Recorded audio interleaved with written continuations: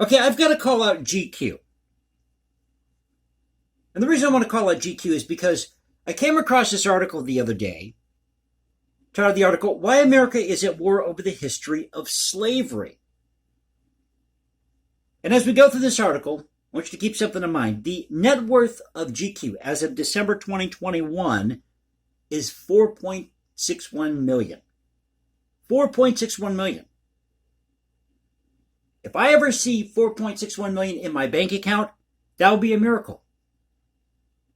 So you've got a magazine that's got a net worth of $4.61 million, with people who are working for this magazine who are probably making 3 to 4 times as much I do a year, and they're going to preach to me about the history of slavery in this country.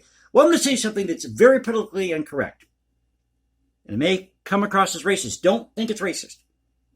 But nobody knows the history of this country better than white folks do, because white people predominantly were the ones who founded the country. Now, that's not to say that you didn't have Native Americans who came over here thousands of years ago, because that's true, they did. But this whole notion of Native American really isn't all that true, because they migrated from Central Asia, from the area of Siberia. And before that, they're starting to find out now that you had people coming over from Southeast Asia. So possibly the Chinese could have been here before the Native Americans, who are actually of Asian origin. That's just a fact. That's not me trying to be racist. That's not me trying to stir controversy here. So before people try to get this video banned, open up a history book. Go investigate this stuff.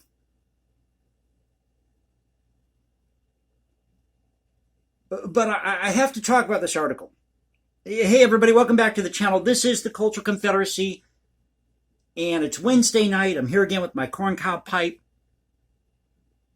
This time enjoying my Blender's Gold Rich Vanilla. Now, I got to get another shout out to another shout out.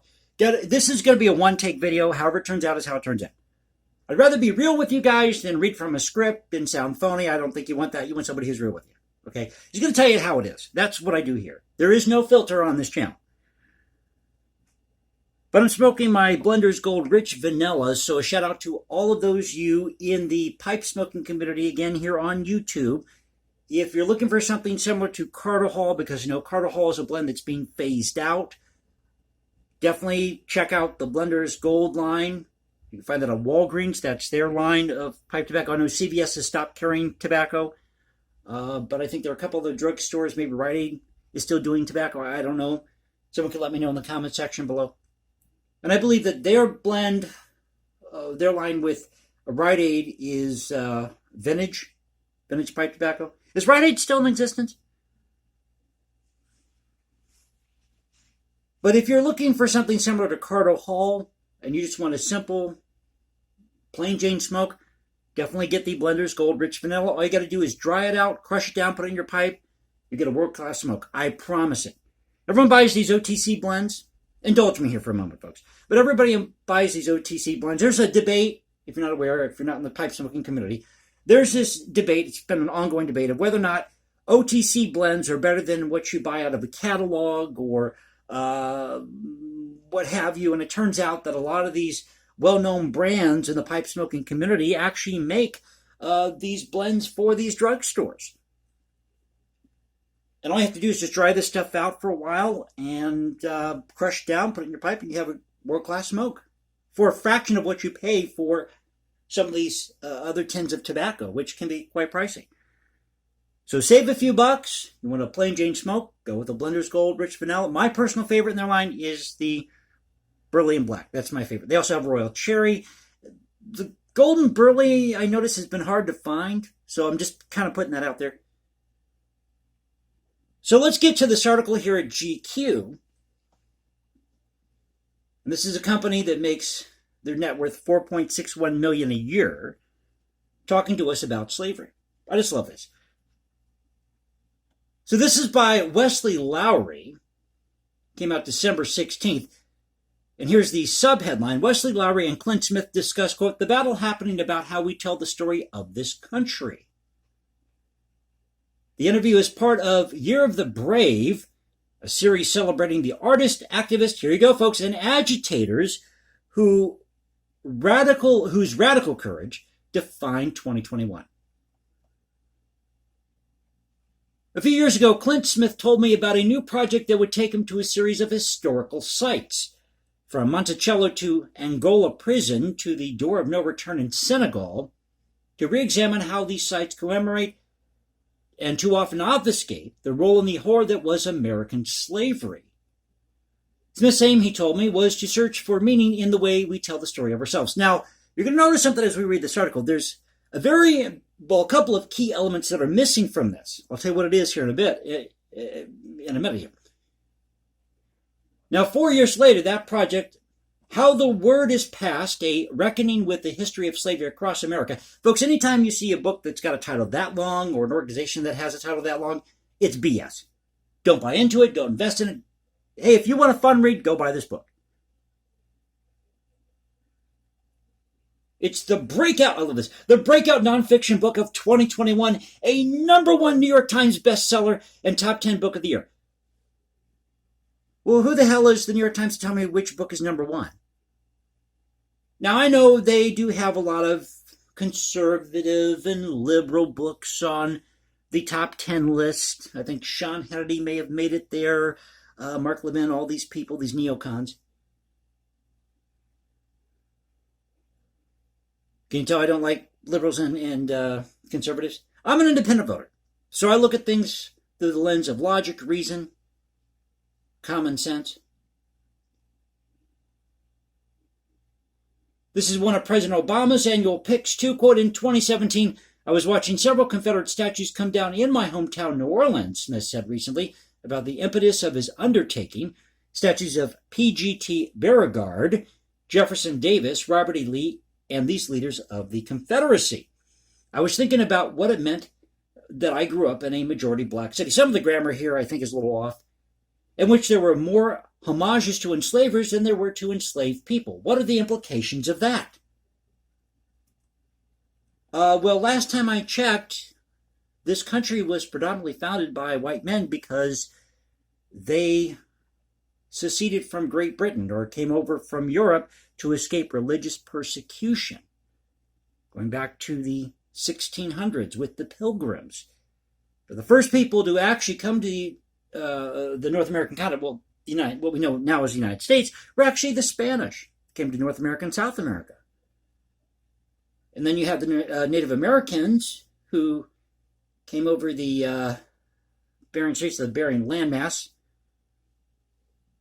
But they're not really native. They're actually immigrants from Central Asia, from the area of Siberia. Go back about 20,000, 30,000 years before you go back about 20,000, 30,000 years. I think it's what, 15,000 to 13,000 to 15,000. I'm trying to remember my timeline here. 13,000 to 15,000 years was the timeline in which the Native Americans, or these tribes, came over, the Quets, some of these other tribes, people from Central Asia. But before that, going back 20,000, possibly 30,000 years, you had people coming from Southeast Asia, people coming over from China. They didn't stay very long, but they tried to make it towards this continent. And as time progresses and technology improves, we're starting to discover more things about history that we didn't know before. So there's no implication here. The United States was predominantly founded by white men who were trying to escape the troubles going on in Europe. See, nobody knows European history better or the founding of this country better than white men, or I shouldn't say white men, but the white race, Caucasians, because we escaped from Europe to come over here because we did not want to face religious persecution. We did not want to live under a king. That's the history of the country. And yes, we did have slavery then. And yes, we had slavery in the 1840s, 1850s. But he's talking about Confederate statues. Why aren't you talking about what happened in Boston? Why aren't you demanding This is what I don't understand about this argument. Why aren't you demanding that the flags of Massachusetts be taken down?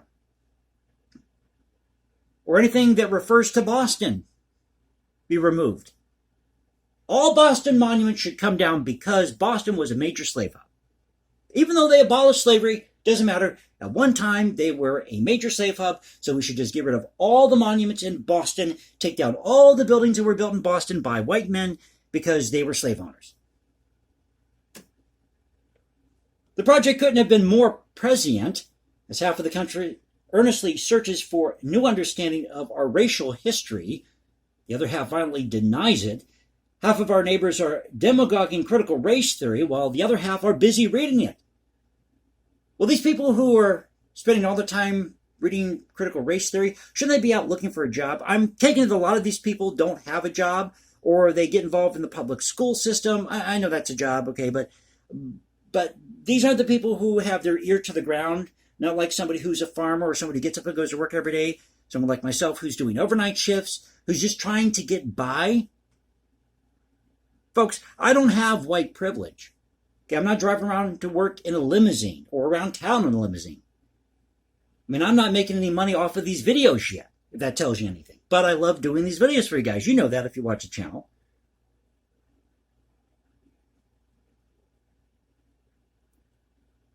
Okay, what else does it say here? Okay, as a large swath of the country to soberly consider how their communities and even their own families contributed to our nation's original sin. What is missing here? You know something that's missing here? It's any other country. Now, I understand the argument here is the argument about the history of slavery in America, but you can't have that argument without mentioning the other countries around the world at the time that were involved in the slave trade. Africa, or African nations, Egypt, good example. You had Ethiopia. At one time, Ethiopia was back in biblical times, a very wealthy country. I forget who it was in the Bible that married an Ethiopian woman. That was something you didn't do in those days. It wasn't because of race. It's because of cultural differences. You just didn't marry somebody from Ethiopia in those days. A lot of it had to do with different religions, cultural beliefs. So that's something you just didn't do. But this person in the Bible, they married an Ethiopian woman. I'm sure they had multiple wives back then. But they did marry somebody who was from Ethiopia. And Ethiopia, again, was a very wealthy country at that time. And slavery was present in Ethiopia, in Egypt, and all these other countries. You can still find slavery today in the Sudan. How come that's not being brought in the conversation here? No, but America is to blame for everything, right? That's just something it just floors me every time I read something like this. You have millions of people who are recalibrating their understandings of what America was and what America has been and what America is today, Smith told me. As a result, you have this incredible amount of pushback from people for whom asking questions of American history is an existential threat to them because they have to ask questions of themselves. Oh, we've asked ourselves questions about our society, our role in the world, i.e. World War II. Should we get involved in World War II? Should we not get involved in World War II?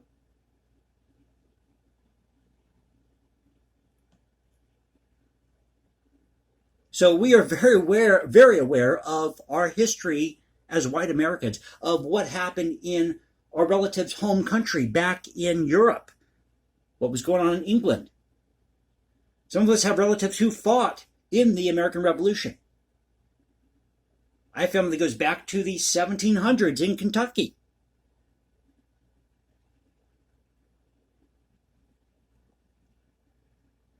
So this is highlighted by GQ. This is a question they asked. Your book really meditates on the idea of memory, what we remember, what we memorialize, and how through that memory we pass on our own history and we empower ourselves to live in our present. Why do you think that framework was so resonant this year? This was Clint Smith's response. I think part of it certainly is that we are in this moment, we are having, quote, the history wars, which are sort of embedded within the culture wars. There are these conversations about critical race theory and how that is shaping the educational landscape. Even when we know that critical race theory is being used as a boogeyman to install fear and a sense of, instill fear. Once again, small print. I hate it when they do these articles in really small print. Makes it really hard to read. It doesn't help that I'm standing in front of a 60-watt bulb here, okay? I got a light. You can just picture this. I'm doing the video. I got my camera set up here on my phone camera. I got my computer and my laptop sitting on this cardboard box that a relative sent something to me in, and I've got this bright light shining down on top of me, so it's not making it easy to do the video. But I'm here and I'm doing it for you guys. Boogeyman to instill fear and a sense of a threat to one's position within the larger American project.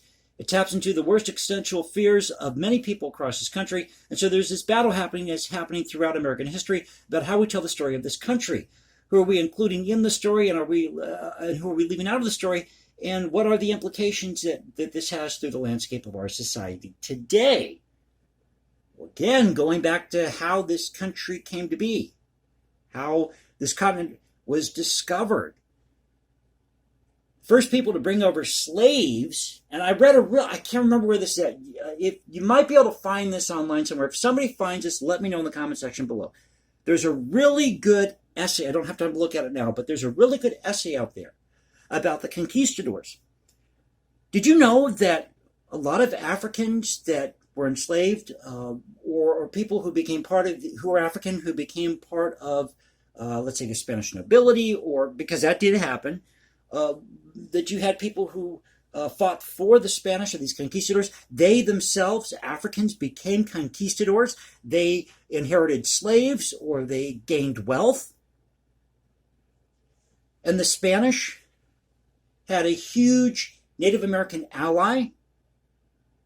Thousands of Native Americans backed the Spanish. But interestingly enough, the Native Americans saw the Spanish as foreigners. But they also saw the Mayans as foreigners, these Native Americans. Isn't that weird? So there were different dynamics going on. But and a lot of times it didn't have to do with race. It was more a class structure in those days. Who had the most wealth? People didn't go to work, as I said before, 9 to 5. But the Spanish were the first ones to bring over slaves to the Americas. And you had Africans at that time who owned slaves coming over to the country, and you had people in Africa selling slaves from tribes to the Spaniards and to the Arabs, the trans-Saharan slave trade. No one talks about the trans-Saharan slave trade. So I am not afraid of my own history. I know what happened in this country. And it seems to me the only people making this battle are the people, these SJW types, who are really butthurt right now about everything. Okay, slavery happened, but we don't live in a slave-driven society now, do we? We had indentured servitude. And you had a lot of people that were working in factories in this country. They were working in factories working 12, 15-hour days. We're talking kids. You know why they used small kids? You know that song? Well, I'll talk about that in a second. The reason why they used small kids in these factories, because they could get into the inner parts of these machines, and a lot of times they ended up getting injured. There was no OSHA back then, no child labor laws. But you know the majority of chimney sweeps in Europe, especially in England, you know that song from Mary Poppins, Chim Chim Cheree? The chimney sweeps were kids because they could get up in the chimneys. A lot of these kids ended up having lung infections because of that. So work conditions in Victorian times were very brutal. It could be just as bad as being a slave. And you had indentured servants working on plantations with slaves. So, I mean, this is what's not being talked about in this article here. It just floors me. Once again, it just floors me. So, no, we are not afraid of our own history. The people who know the history of this country best are predominantly white, the predominant white population who migrated to this country to escape religious persecution and living under the tyranny of a king in England and other European countries. That's why they came over here. I think part of what's happened is over the past several years with the Black Lives Matter, there you go, Black Lives Matter movement, there have been more people, not everyone, but certainly more, whose understanding of history of this country has been complicated, has been nuanced, has been expanded, and people are being more honest about what the history is. Yeah, okay, so it is nuanced. So then you have to admit in this article, if you're saying that it's nuanced, and you have to understand, you have to expand your knowledge of history, then you have to also include what happened in factories in the North and what happened in these factories in the South, what happened with child labor in Europe, what was going on politically in Europe at the time. Why did people come over to this country? Why did they come over here at the turn of the last century? Has Clint Smith ever studied what happened to, if you were a German, and I talked about this before, and I'm not trying to say, okay, my people have suffered more than your people have. But has this guy ever sat down and looked at how many people who were Japanese, Italian, and German, how many people were interned during World War II? It would surprise you. Really surprise you. How many people were surveilled during World War II? I mean, World War II changed everything about how we handle international affairs. It just did. So, and especially in World War I and World War II. But if you came over here as a German during that time, you were not going to see the end of it. I mean, Germans were being kicked in the streets. I mean, anti-German posters. They were called crowd, also denied employment. All sorts of things were happening. And, all these Germans that were fighting against the Hitler regime. They didn't want any part of it. They were actually going out there and supporting the Jews because you had a lot of Germans that converted to Judaism. So a lot of white Jews who were German were getting killed under the Hitler regime. You think Clinton Smith would talk about that in this article? No. It's all about slavery in this country, right? Because, because America's racist, sexist, homophobic, and all this other BS.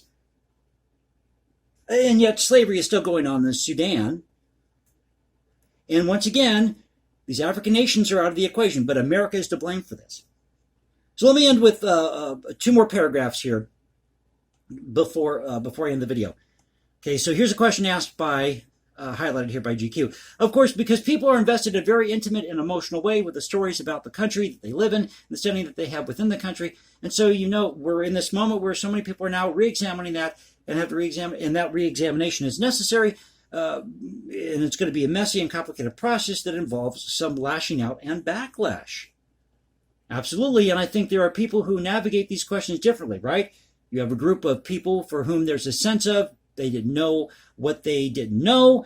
There's been a systemic and structural failure in our education system. You damn right there is, but it's not on my part. And there's a part tied to the success of historical and ideological projects like The Lost Cause, which was never a lost cause. You go back, you study the Confederacy. I was just typing something about this before I did this video because I was reacting to a video that Ben Shapiro put out, something he put out in 2017. It wasn't a lost cause. The CSA, the Confederacy, the Southern states, wanted a return to the original principles of the 13 colonies, the Articles of Confederation. And when we seceded from Great Britain, we had slavery, and the King of England promised to free the slaves if they left the rebel masters. Sound familiar to what was happening in 1860, 1861? I think so. And Lincoln promised the South that they could keep slavery if they didn't secede. And Jefferson said, we're not fighting for slavery, he said, we're fighting for independence, not slavery. That's what he said. I'm trying to say it the other way, but he said, we're fighting for independence, not slavery. If that tells you anything. And Jefferson Davis was the president of the Confederacy. And Lincoln wouldn't let them expand slavery into the Western territories because Lincoln favored industrialization. It wasn't because of a moral issue. He favored, and now his issues on slavery changed over time. But you go back and you check his views on race, they weren't that much different from slavery. I'm not trying to diss Lincoln here. I'm just saying this is the reality of it. That was the thinking in the 19th century, but it was the same thinking people had about the Irish and the Italians and other groups that came over to this country. They're all, and these groups like the Irish, the blacks, the Chinese, they were all, and I've said this before, were lumped in the same economic and social category. So it goes on to say, and I think when these people are confronted with new information, when these people go to Monticello or on a walking tour of the Underground Railroad in New York, they're often confronting information that they have not previously encountered. Okay, I'll agree with that. But there's also an openness to which to receive that information and then take that information on and have this history inform them how they make sense of themselves in the landscape of inequality across this country. Okay, so we're supposed to go by your version of history. No, history is what history is. It's not your version. It's not my version. It's what history is. We have to go by the documents, by what people were saying. We have to really look at, as you mentioned in this article, the nuances of everything. So while we had slavery, we had kids working 15, 16 hours or working long days in factories in England and in some places in this country with no OSHA, no child labor laws, getting injured in these factories. And these factories were not known for their safety record. So I thought I'd share this article with you. Don't want to go too long in the video. And if you like the video, click that like button, subscribe, hit me up on Instagram at hashtag Jason Composes. Leave comments below. Now you can reach me at Twitter, Culture Confederacy at Twitter. Once again, this is at GQ. Keep in mind, a magazine here that makes $4.61 million a year. That's your net worth. Why America is at War of the History of Slavery by Wesley Lowery came out December 16th. I'm not afraid to have this discussion about slavery, as long as you people, you SJW types, are willing to be honest about what was going on in other parts of the world who also contributed to this thing called slavery. You can't have one without the other if you're going to be honest about the conversation. So thank you for being with me. This is the Culture Confederacy saying peace out. Stay safe, everybody. God bless this great country, and I'll catch you next time.